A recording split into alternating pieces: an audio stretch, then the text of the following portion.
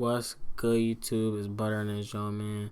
Today, y'all, I'm back with another reaction, man. Today we got, it say the rapper who lied to Kendrick Lamar about his past, and it's talk about Peso. When I first seen this, I thought this was a Rapumentary, but I don't know what it's gonna be, man. I'm just going off the title. So that being said, let's get into the Joe. Make sure y'all comment and subscribe to that notify button. Peso is hands down the most questionable street rapper we have covered on this channel. From claiming multiple different sets to throwing up gang signs from enemy territories, this young artist has managed to finesse his way into one of LA's most respected gangs, while his actual credentials remain a mystery. At only 20 years. Hold on. Hold the phone. Hold the phone, bro. So you trying to tell me Peso been cat rapping the whole time? Or he just not from the he just was hood hopping or something? What's going on?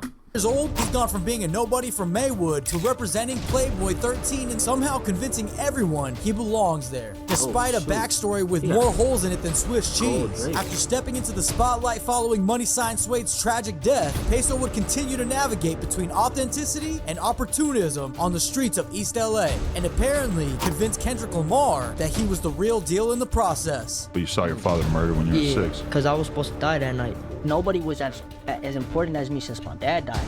Yeah. Suede was like that shit fucked me up, bro. Dude, I overdosed 7 times after that, bro. It was horrible. Peso back in business up. Move it up. Hey, look. Yeah, man. This man just said he overdosed 7 times. I didn't even know that was possible. Let's overdose. How do you feel about hood hoppers? Especially just like Peso, gonna be from the hood. He was a baby, he was claiming it. He was really claiming the hood. Local up-and-coming rapper has been killed while in prison in Northern California. Rugata was found last night in a shower area and was unresponsive. He was pronounced dead a short time later. Dang.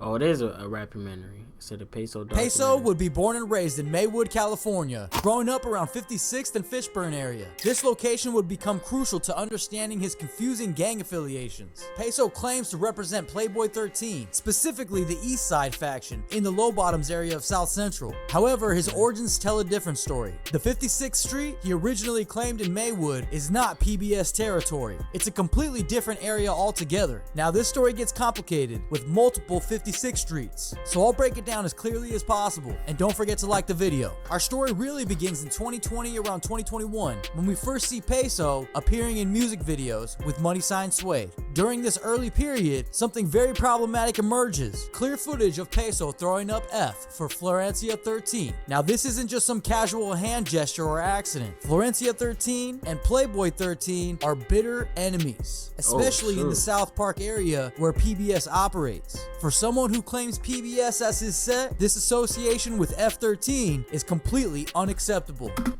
Dang, they got the proof right here. And this ain't too long ago. I mean, it's a minute ago, but it ain't too long ago, because look at that iPhone right there. 3 cameras, pretty large frame. That's like 2020 at the latest or earliest, whatever one it is.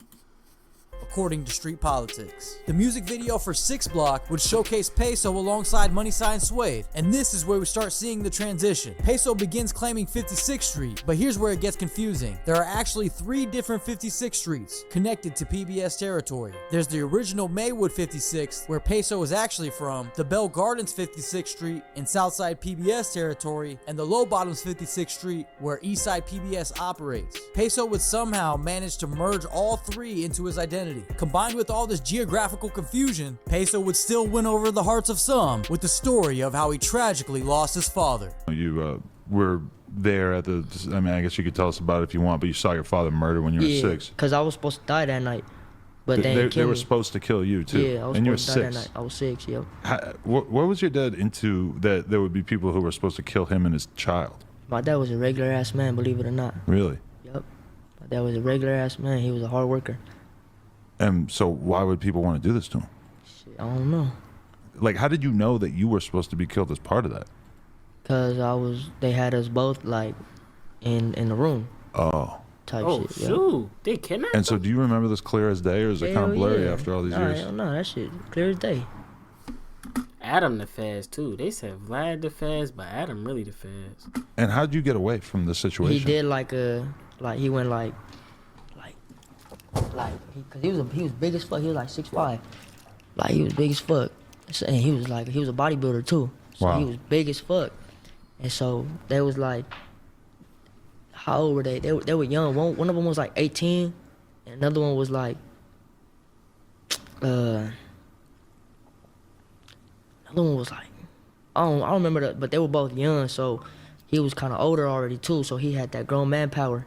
So when he like got up, he was, you know what I'm saying? He's big. So this was just like a robbery at first? They just were trying to take shit out the house? That's not even a robbery, because I done robberies and it ain't never went like that. Right. Or we don't, you know what I'm saying? They don't ever. But they didn't know who your dad was prior to this?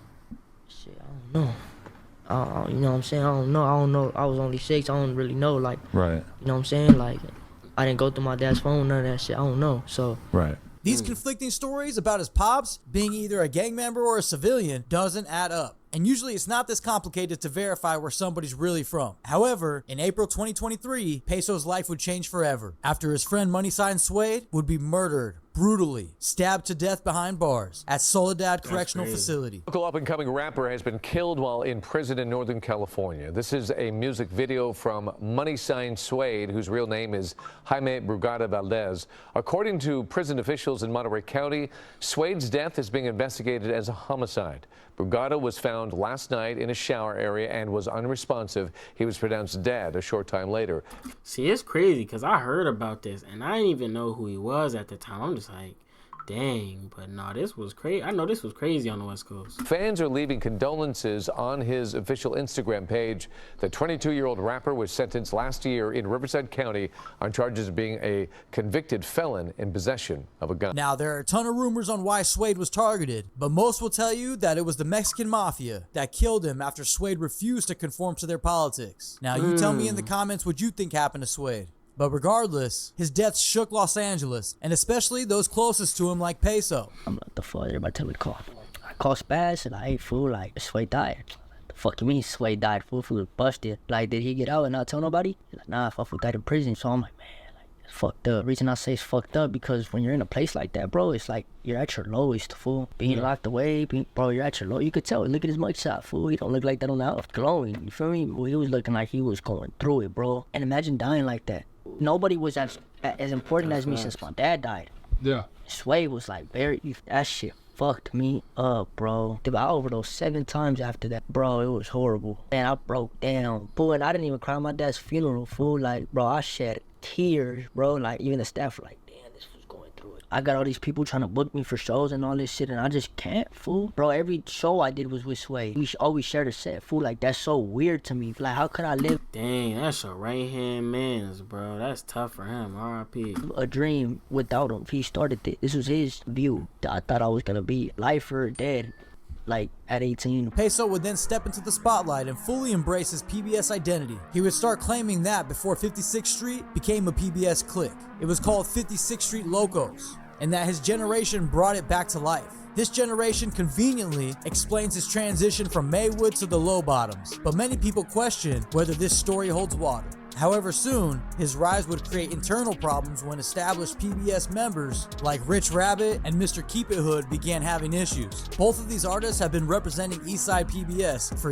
years, way before Peso arrived on the scene. Rich Rabbit, who's been grinding in the hood long before Peso's fame, would eventually drop a track titled The Hardest Black Essay and film the video at No Jumper, seemingly going against what Peso and Keep It Hood had been saying about boycotting that platform. The beef between Rich Rabbit and other PBS members would escalate when Rich Rabbit claimed that other homies in his hood were now treating him like the op. In his lyrics, he makes it clear that while he still respects Peso, he has problems with everyone else from Playboy. This internal division raises questions about whether Peso's presence is actually causing friction between members who were solid before his arrival. Dang. Following this internal drama, things would get even more complicated when we see Peso making connections throughout LA that seem to stretch beyond typical PBS politics. He's been spotted with Hoovers, Crips, and other sets that traditionally wouldn't. Oh my gosh. Them two names next to each other is just crazy. I ain't even from the West. And I know. Mix.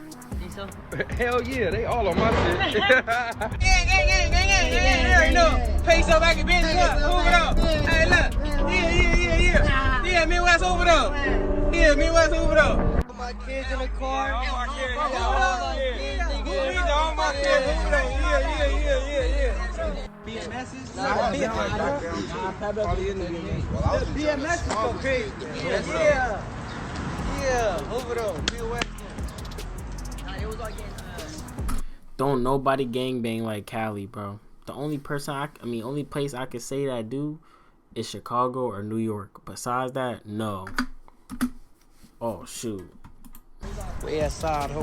While PBS does have good relationships with some black gangs in their area, Peso seems to be networking on a level that some view potentially problematic for someone whose street credentials are already questionable. However, these contradictions would have come to a head when hood politics started affecting his music career. How do you feel about hood hoppers? Especially just like Peso, hood gonna be from the hood. He was banging the shit. There, look. Oh, preacher, that throwing up the head. He was a banging. He was claiming it. He was really claiming the hood, so nigga got locked up. Came out banging Playboys on him. Peso would continue to navigate these murky waters by going all in with the PBS program, seemingly learning from Money Sign Suede's mistakes that may have cost him his life. He's been trying to prove his loyalty and authenticity, but critics argue that his eagerness to please everyone and his people-pleasing tendencies could eventually backfire. The streets don't forgive inconsistencies, and trying to satisfy too many different factions usually ends badly. Now, Peso managed to gain acceptance from some PBS members who are protecting him and vouching for his legitimacy. Whether this acceptance is based on genuine respect or his ability to bring money and attention to the hood remains to be unseen. However, at only 20 years old, he's dealing with complex gang politics while trying to maintain a rap career, and the pressure is clearly showing. With all this internal drama in PBS, his questionable origin story, and constant need to prove himself, Peso appears to be on a collision course with reality. His youth and inexperience in navigating these street politics, combined with inconsistencies in his background, make him a controversial figure who's trying to hold together multiple narratives that don't quite fit. Thanks for watching. Don't forget to subscribe, and I'll see you in the next. Dang, man. I ain't gonna lie. That is kind of surprising. I ain't see that coming, man. No cap. But yeah, that was that Rapumentary about Peso, man. If you enjoyed that, make sure you comment, like, subscribe, hit the notification bell. Stay tuned for more, and let me know what y'all think about that, man. Let me know who Rapumentary y'all want me to do next, man. It's Butter. I'm gonna catch y'all next when I'm out this, yo. Chains in these watches, boy, we real ice. Hands out the window, bam, 10 and a pair of Nikes. Bustin' balls, I'm in Cali every week with it. Brody, what I told you about.